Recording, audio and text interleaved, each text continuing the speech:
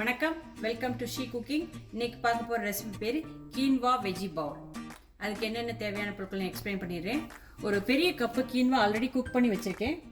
அதுக்கப்புறம் ஒரு 3 to 4 cup வந்து பேபி ஸ்பினாச் வச்சுருக்கேன்.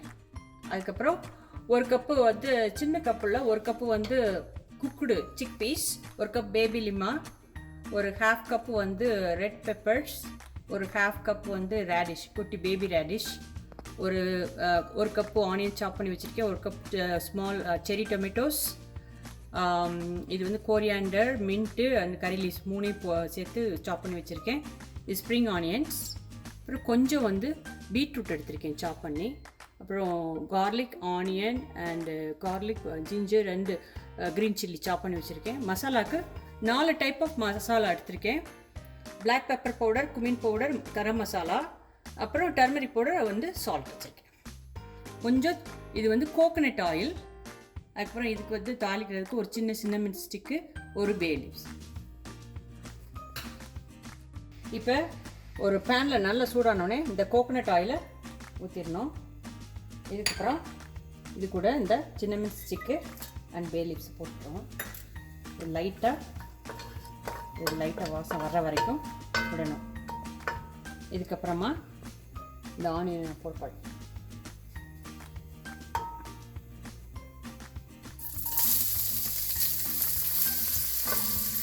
ஆனியன் போட்டுட்டு இந்த ginger garlic and green chilli, உங்களுக்கு தேவையான அளவு ஜிஞ்சர் கார்லிக் க்ரீன் சில்லி எடுத்துக்கலாம்.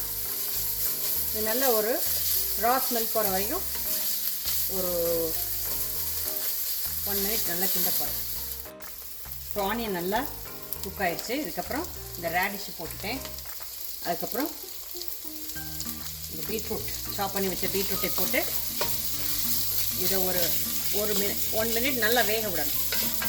மூடி போட்டு வேக விடணும்.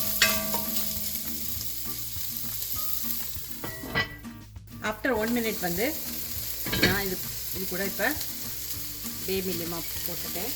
அதுக்கப்புறம் இந்த குக்குடு சிக்பீஸ் இதை போட்டுட்டு இது கூட இந்த வச்சுக்க மசாலா பொருட்கள், இந்த black pepper powder, cumin powder, turmeric powder, garam masala and salt எல்லாத்தையும் ஆட் பண்ணி, உங்களுக்கு வேணும்னா வந்து சில்லி பவுடரும் கொரியாண்டர் பவுடரும் போட்டுக்கலாம். நான் ஆல்ரெடி க்ரீன் சில்லி போட்டதுனால நான் இதில் ஆட் பண்ணலை. இப்போ வேணும்னா போட்டுக்கலாம். ஆஃப்டர் 1 minute இது குக் ஆனோடனே இது கூட இந்த செரி டொமேட்டோஸ், கட் பண்ணி வச்சுருக்க செரி டொமேட்டோஸும் இந்த ரெட் பெப்பர்ஸும் போட்டேன். இதுக்கப்புறம் ஸ்ப்ரிங் ஆனியன்ஸ் போட்டு coriander leaves and mint and curry leaves போட்டுட்டு இது கொஞ்சம் நேரம் தான் இது விடணும், ரொம்ப விடக்கூடாது. ஏன்னா டொமேட்டோ வந்து ரொம்ப குக் ஆகக்கூடாது, லைட்டாக குக் ஆனால் போதும் டொமேட்டோ. இப்போ ஆஃப்டர் 1 minute வந்து இது நல்லா வந்து மிக்ஸ் பண்ணிவிட்டு இது கூட இந்த பேபி ஸ்பினாச்சை ஆட் பண்ணிக்கலாம்.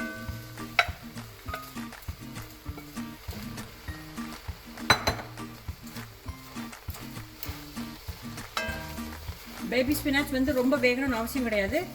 ஒரு 1 to 2 minutesக்குள்ளே வந்து வெந்துடும், நல்லா வெந்துடும். எல்லாமே ஹாஃப் குக்கடாக தான் நான் எடுக்க போகிறேன். இப்போ ஆஃப்டர் 1 minute இந்த மாதிரி பேபி ஸ்பினாச் வந்து நல்லா குக் ஆகிடுச்சு. நான் 1.5 minutes விட்டேன். அதுக்கப்புறம் ஃபைனலாக இந்த குக்குடு கீன்வாவை போட்டுட்டு லைட்டாக இதை வந்து சூடு பண்ணுற அளவுக்கு கிண்ணா போடும். இந்த கீன்வா வந்து நல்ல ஃபைபர் கண்டென்ட், உங்களுக்கு நிறைய அயனும் இருக்குது. இது ஒரு ஹெல்த்தியான லஞ்ச் ரெசிபி. நான் உங்களுக்கு டிஸ்பிளே பண்ணி காட்டுறேன்.